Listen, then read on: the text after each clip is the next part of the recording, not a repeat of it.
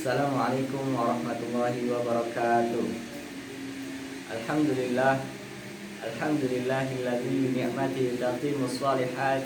Asyhadu an la ilaha illallah wa asyhadu anna Muhammadan abduhu wa rasuluhu al-mab'utsu rahmatan lil alamin. Alhamdulillah, ini merupakan pertemuan kami yang kedua pada mata kuliah pengantar pembelajaran bahasa asing di IAIN Syekh Nurjati Cirebon. Pada pertemuan yang kedua ini kita akan membahas tema pokok yang kedua, yaitu pemerolehan dan pembelajaran bahasa.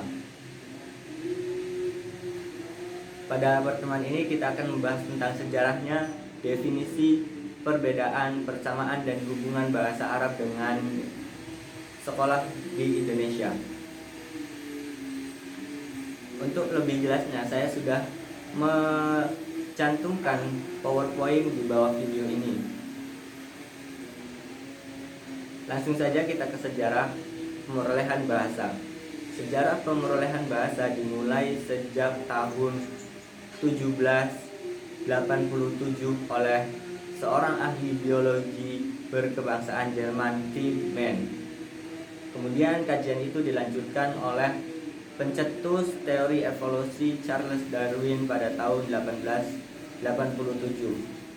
Kemudian dilanjutkan oleh Freyer pada tahun 1882 dan Sally pada tahun 1885. Kemudian kajian itu terus berlangsung berdasarkan bahan dan subjek kajian yang berbeda. Kemudian ke definisinya. Definisi pemerolehan bahasa menurut Lyon adalah suatu bahasa yang digunakan tanpa klarifikasi untuk proses yang menghasilkan pengetahuan bahasa. Dan pembelajaran bahasa, kita ke pembelajaran dulu. Definisi pembelajaran menurut Rombe Pajung, definisi pembelajaran adalah suatu pemerolehan suatu pelajaran atau keterampilan melalui pelajaran, pengalaman, dan juga pengajaran. Jadi, definisi pembelajaran bahasa adalah suatu proses di mana peserta didik melakukan suatu kegiatan kebahasaan sesuai dengan kaidah-kaidah kebahasaan, baik di sekolah maupun di lembaga pengajaran.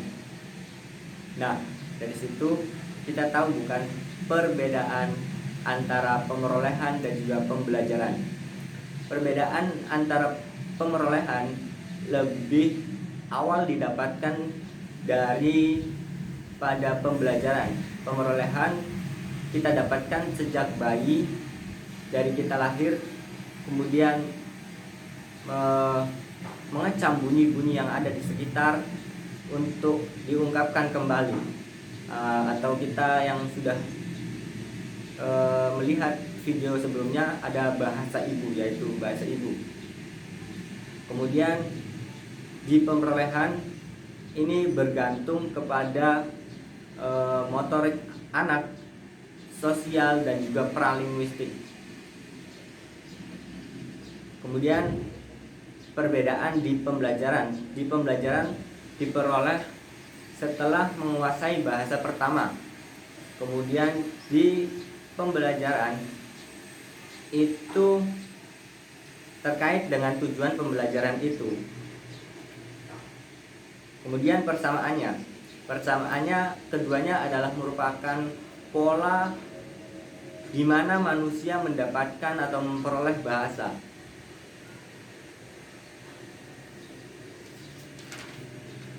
Menurut Tarigan, dalam bukunya hubungan antara bahasa Indonesia dengan bahasa Arab adalah dengan teori akulturasi, yaitu dengan pendekatan budaya, entah itu dari psikis maupun jarak. Yukio Tono menjelaskan, setelah pemerolehan bahasa pertama, kita akan lanjut kepada fase yang kedua, yaitu fase belajar. Nah, dari penjelasan Yukio itu sama dengan apa yang ada di Indonesia, apa yang ada bahasa Arab yang ada di Indonesia, yaitu dipelajari.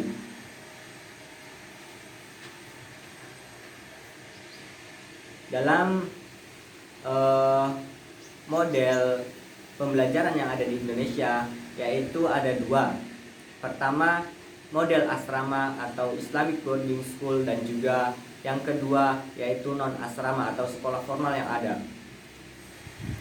Model non asrama ini sudah menggunakan teori behavioristik, meskipun teori ini mendapatkan kecaman dari teori-teori sesudahnya, yaitu ada teori humanistik, teori kognitif, dan juga teori konstruktif.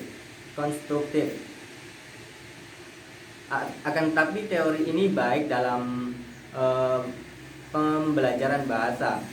Di sekolah asrama atau Islamic Boarding School, teori ini digunakan untuk membiasakan peserta didik. Mereka terus di-drill dengan bahasa Arab atau bahasa Inggris umumnya untuk komunikasi sehari-hari. Sementara di sekolah formal hanya melakukan pengajaran saja. Sekian dari saya. Wassalamualaikum warahmatullahi wabarakatuh. Semoga bermanfaat.